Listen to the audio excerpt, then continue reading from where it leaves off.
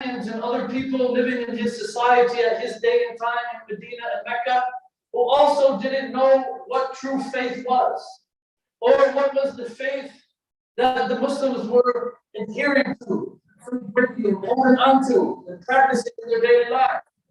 So on one occasion, while the Prophet Muhammad was in Medina, some of the hypocrites and the non-Muslims approached him, and they asked him, "O Messenger of Allah, what is faith? What is Iman?" So the Prophet Muhammad, the one who never speaks from himself and only speaks from revelation that Allah revealed to him, as Allah says, وَمَا يَنْطِقُ عَنِ الْهَوَىٰ إِنْ هُوَ إِلَّا وَحْيٌ يُوحَىٰ.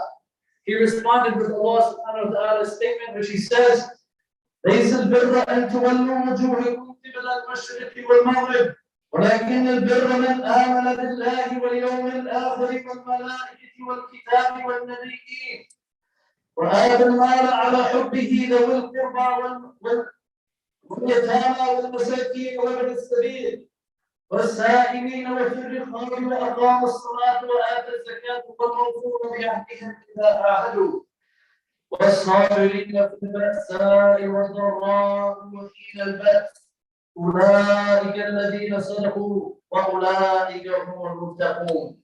Allah, He tells us in the Quran what is Iman. What is faith?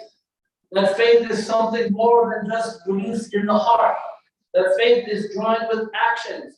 Faith is joined with charity. Faith is joined with caring for the poor, caring for the orphans, caring for the needy, fulfilling your promises. So this verse is called Ayat al-Bir. This verse is in Surah Al-Baqarah. And as we mentioned, this verse was revealed to the Prophet Muhammad when he was in Medina, and some of the hypocrites and non-believers approached him about the changing of the Qibla. The Muslims, in the beginning, they were praying towards Bayt al-Maqdis, towards Jerusalem. But then Allah subhanahu wa ta'ala responded to the dua of the Prophet Muhammad when he kept looking up to the sky, hoping that the Qibla would be changed in the direction of his hometown, Mecca. Then Allah revealed that the Qibla should be in the direction of Mecca. So these hypocrites and non-Muslims approached the Prophet Muhammad trying to distract the Muslim community, trying to convince them that their prayers before that to Jerusalem were invalid. So Allah subhanahu wa ta'ala reminded the Prophet and reminded the community that not only is Iman and faith something more than just beliefs in the heart, but it is also something coupled with actions and coupled with good deeds and coupled with things that many of us tend to forget about. So Allah subhanahu wa ta'ala, He responded to the claim of those foolish ones in Medina when He said, سَيَقُولُ السُّفَهَاءُ مِنَ النَّاسِ مَا وَلَّاهُمْ عَنْ قِبْلَتِهِمُ الَّتِي كَانُوا عَلَيْهَا قُلْ لِلَّهِ الْمَشْرِقُ وَالْمَغْرِبُ يَهْدِي مَن يَشَاءُ إِلَى صِرَاطٍ مُسْتَقِيمٍ. Allah, He said, the foolish from amongst them, they will come to you, O Messenger, and they will say that what made you change the direction of prayer from Jerusalem to Mecca? So say to them, O Muhammad sallallahu alayhi wa sallam, to Allah belongs the east and the west and all of the directions, and He guides whom He wills to the straight path. So in this verse, Ayat al-Bir, in the verse preceding it and after it, Allah subhanahu wa ta'ala wanted to remind the Muslim community to not be distracted, to not be disturbed by what the foolish people may say in the greater communities that they are living in. Focus and concentrate on the fundamental issues of your deen. So when pondering over that verse, Ayat al-Bir, we come to see that faith, Iman, is far more deeper than many of us perceive it to be. That it contains belief in Allah, belief in the Prophet, belief in the books, belief in the angels. It contains giving charity to the needy, helping your neighbors, helping the poor, helping the orphans, helping your parents, helping your children, helping your cousins. It also contains devotion and worship, praying on time, praying in the congregation, praying at home, and many other important deeds as well, such as fulfilling your promises, fulfilling your oaths and covenants that you make with other people, standing up for justice and speaking out for it, and lastly, but certainly not leastly, being patient and persevering in times of hardships and difficulties with steadfastness and discipline. So brothers and sisters in Islam, Allah subhanahu wa ta'ala loves you. Allah wants good for you, for your families, for your neighborhoods, your communities. When we realize this, then we will truly understand our purpose here on this earth. Allah wants more for us than just individually believing in the 6 pillars of Iman. Yes, this is the foundation, but Allah wants to build us. Allah wants to nurture us. Allah wants to develop us as individuals, to pave the way to have strong families, strong Muslim communities, and also strong greater communities surrounding our Muslim communities. So where is our faith, brothers and sisters in Islam? Have we taken account of our faith and the application of it? Faith is not only here in the masjid. Faith is when you're at work, when you're at the hospital, when you're at your clinic, when you're at your grocery store, when you're in your car. This is when faith is needed more. This is when the application of your Islamic teachings are needed more. So when we realize this, brothers and sisters, then we will truly understand what our purpose is here on this earth. So we have to constantly take account of our faith and nujaddid imanuna, and renew our faith, as the Prophet Muhammad sallallahu alaihi wasallam encouraged us to do. He said, renew your faith as one of you renews a garment. Just how you go out every weekend or every month to buy new clothes, new garment, pants, new socks. This is how you have to renew your faith. This is how you have to review your faith, brothers and sisters. So true Islamic faith, brothers and sisters, is not just a storehouse of beliefs that we keep secret in our hearts. This is the foundation. But faith without action is meaningless. If that faith that we have in our heart is not manifested in our lips, upon our tongues, then our Islam and our Iman is deficient. And we need to go back to the Quran, go back to the revelation of Allah subhanahu wa ta'ala, and renew our faith just how one would renew his garment, or just how one would renew his house furniture, or just how one would get a new car, or a new watch, or a new iPhone. That's how eager we need to be in regards to our faith and nurturing the spiritual aspect of our beings. So our next question, my dearly beloved brothers and sisters, is what is a civilization? What things make up a true civilization? What concepts, beliefs, teachings should a true civilization be based upon? What are the traits and characteristics and facilities that determine whether or not a place can be called civilized or uncivilized? Is it only the high-rise buildings and the nicely paved roads and highways? Is it the great factories and the shopping malls? Is it the big sports and entertainment centers and theaters? Is it the big armies with the latest technological equipment, airplanes, tanks, and satellites? My dearly beloved brothers and sisters, a true civilization is not just material progress. It's not just material advancements, developments, Indeed, determining that a place is civilized or uncivilized based upon the apparent in material things alone is completely deficient and completely in agreement with the ideologies of the atheists, the agnostics, and those who only believe in the physical and those who only believe in the things seen or sensed with the five senses. Allah subhanahu wa ta'ala, He tells us that it is from the traits of the non-believers that they only perceive their existence to be relevant to the material world, to the apparent world around them. As Allah says, يَعْلَمُونَ ظَاهِرًا مِنَ الْحَيَاةِ الدُّنْيَا وَهُمْ عَنِ الْآخِرَةِ هُمْ غَافِلُونَ. They only know what is apparent of the worldly life, the amassing of wealth, the amassing of real estate, the amassing of cars and investments in clothing and all these other things, while the inapparent, the hereafter, they are heedless, they are neglectful, and they are forgetful and unaware.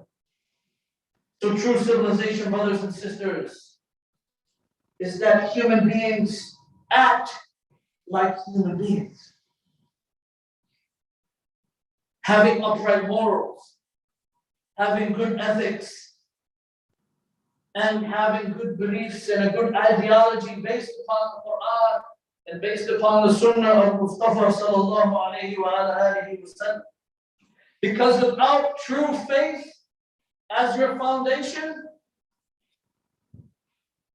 the civilization and the societies that you're living in become shallow, become lopsided, become self-destructive, become oppressive, harmful, and unbalanced.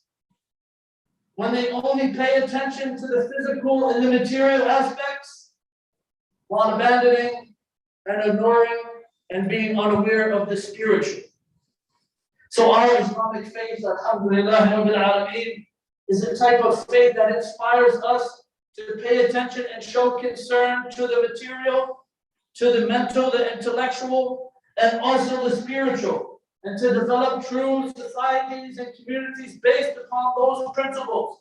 Not going overboard and just paying attention to the spiritual, secluding yourself and isolating yourself from all of humanity and living in a cave.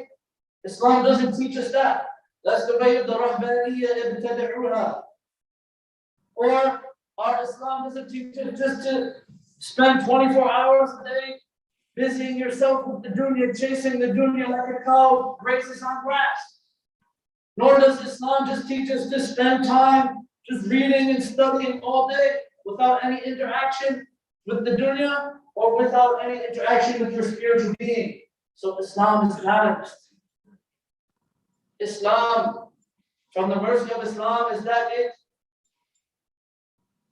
is comprehensive to all aspects of the human being. The spiritual, the physical, and the mental. So yes, material prosperity is good. New technological developments in science, medicine, building techniques, this is all good. But more important, my beloved brothers and sisters, is spiritual prosperity, spiritual development, spiritual growth, joined with good moral ethics and sound teachings based upon the Quran and Sunnah of the Prophet Muhammad sallallahu alaihi wasallam. When we look at many of the civilizations around us today, we think that, oh, America is number one. They're the most advanced civilization ever. But Allah subhanahu wa ta'ala, He tells us that there were nations of the past who were far more materially progressed and advanced and developed than those nations that we see around us today. As Allah, He tells us in the Quran, أَوَلَمْ يَسِيرُوا فِي الْأَرْضِ فَيَنْظُرُوا كَيْفَ كَانَ عَاقِبَةُ الَّذِينَ مِنْ قَبْلِهِمْ كَانُوا أَشَدَّ مِنْهُمْ قُوَّةً وَأَثَارُوا الْأَرْضَ وَعَمَرُوهَا أَكْثَرَ مِمَّا عَمَرُوهَا وَجَاءَتْهُمْ رُسُلُهُم بِالْبَيِّنَاتِ فَمَا كَانَ اللَّهُ لِيَظْلِمَهُمْ وَلَكِنْ كَانُوا أَنفُسَهُمْ يَظْلِمُونَ. Have they not traveled to the lands And observe what was the end result of those who came before them. They were greater than them in power, greater than them in advancement, greater than them in development, and they plowed the land and developed it far better than what you have built. And our messengers came to them and sent them with clear evidences, and the Lord didn't wrong them, it was them who wronged themselves. So how did they wrong themselves, brothers and sisters? This is where we should be asking the question and reviewing our iman and taking account of our iman and where we stand with Allah subhanahu wa ta'ala. Where did they wrong themselves, the previous nations? They wronged themselves because they abandoned faith. They let their faith get so weak. They let their iman almost disappear from their hearts and from their tongues and from their actions. They wronged themselves because too much attention and concern and bodies while neglecting their souls. They wrong themselves, their families, their communities, their masajid, their neighborhoods, because they were only focusing on the appearance and the material world and amassing large amounts of the material things of money, wealth, nice cars, status, degrees, and the likes. They wrong themselves because they started, when they engaged themselves so much into those things, they started neglecting their prayers, neglecting the recitation of the Quran, neglecting spending for the sake of Allah subhanahu wa ta'ala.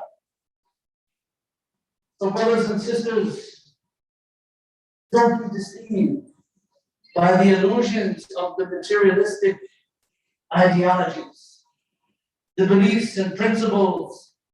Brothers and sisters, don't let the amassing of wealth and temporary worldly enjoyments distract you from amassing the permanent rewards that Allah subhanahu wa ta'ala has in store for you. Numerous verses in the Quran, Allah He tells us about the reality of the dunya. He says, وَمَا الْحَيَاةُ الدُّنْيَا. And what is the life of this world except the enjoyment? يا قوم هذه حياة الدنيا متاع وإن الآخرة هي دار القرار. Oh my people, this worldly life is only a fleeting enjoyment.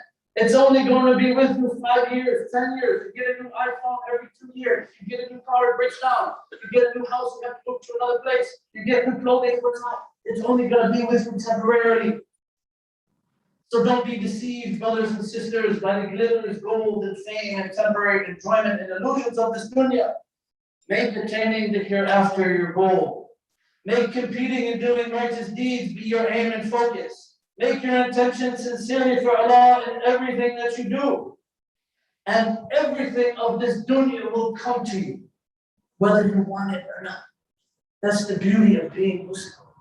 The beauty of having iman.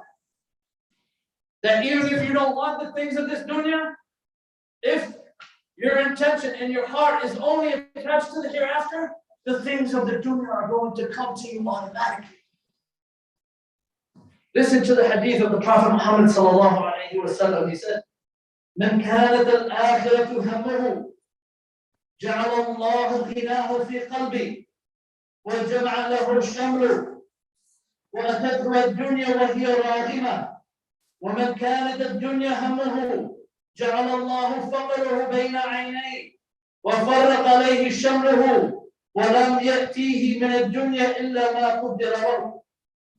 The Prophet Muhammad sallallahu alayhi wa sallam, he said, whoever makes the hereafter his goal, Allah makes his heart rich, Allah makes his heart sufficient, Allah makes his heart content, and organizes all of his affairs for him.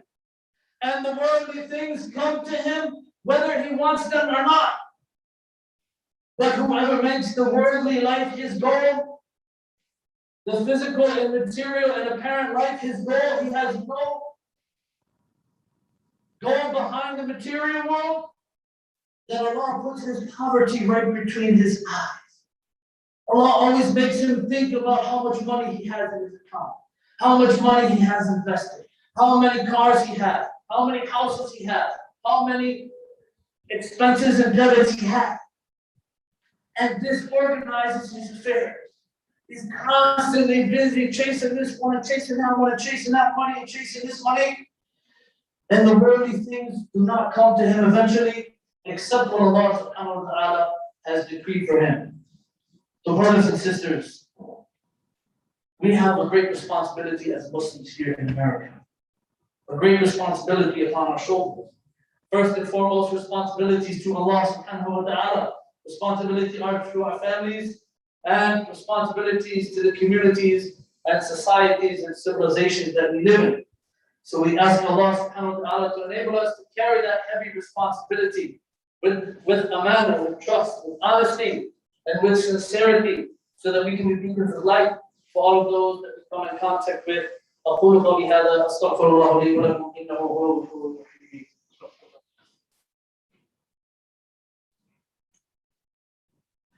الحمد لله رب العالمين والصلاة والسلام على أشرف الأنبياء والمرسلين نبينا محمد وعلى آله وصحبه أجمعين.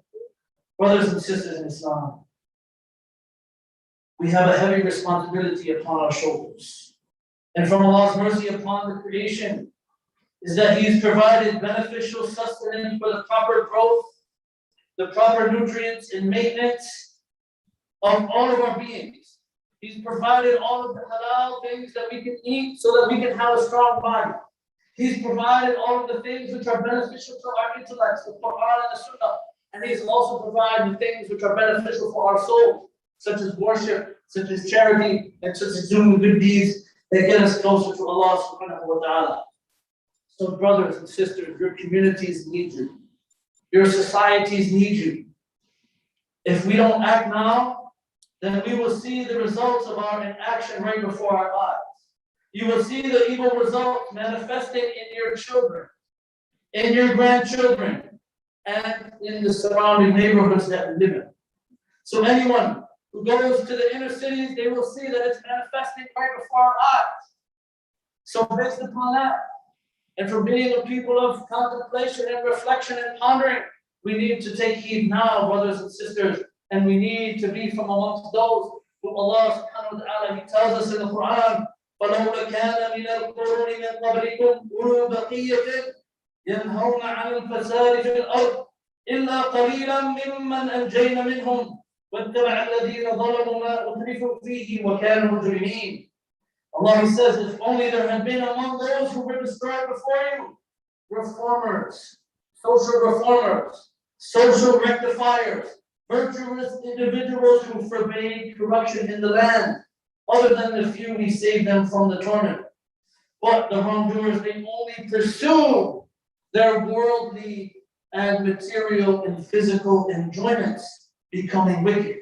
So brothers and sisters, the only way that we, may Allah make us from the true people of faith, will be safe in the societies that we live in, is if we are constantly reforming, constantly trying to rectify our situation, but also the situation in the communities which are outside this mission.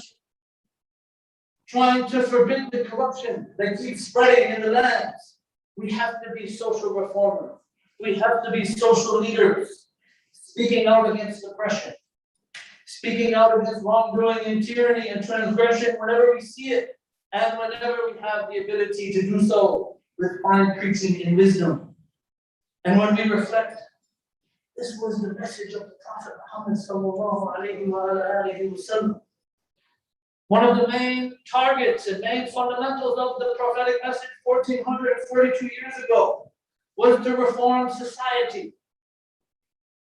Him and his companions reformed a society filled with alcoholism, filled with prostitution, filled with tribal wars, filled with oppression of women, oppression of orphans, stealing, robbing, taking the money of the weak and impoverished. The society that the Prophet Muhammad ﷺ was sent to reform was much worse than the society that we're living in today. And think about it. Their material resources, their economic resources, their technological resources and advancements were far less than the advancements and things that Allah subhanahu wa ta'ala has blessed us with. But the thing that made them successful, the thing that made them a strong nation, was their faith in Allah subhanahu wa ta'ala. Was their unity upon that faith in Allah subhanahu wa ta'ala. So they had the most important factor for rectifying and reforming their societies. And this is why Allah subhanahu wa ta'ala granted them success. So brothers and sisters in Islam, if we want to be successful in our endeavors, whether religious or worldly, we need to start with learning, revising, studying, and reviewing the correct Islamic faith and the application of it within ourselves, within our families, within our households, within our masajid, and within our greater community. So we ask Allah subhanahu wa ta'ala to unite us upon the true Islamic faith. We ask Allah subhanahu wa ta'ala to protect all of us from any types of harm, whether physical, spiritual, or intellectual. We ask Allah subhanahu wa ta'ala to descend His mercy and tranquility and peace upon this community.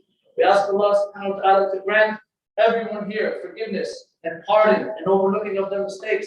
We ask Allah subhanahu wa ta'ala to increase us in goodness, increase us in all of the good things that get you close to you, Ya Rabbil Alameen. Wa akhir da'wana alhamdulillahi rabbil alameen. Wa aqimu as-salam. الله أكبر الله أكبر أشهد أن لا إله إلا الله وأشهد أن محمدا رسول الله.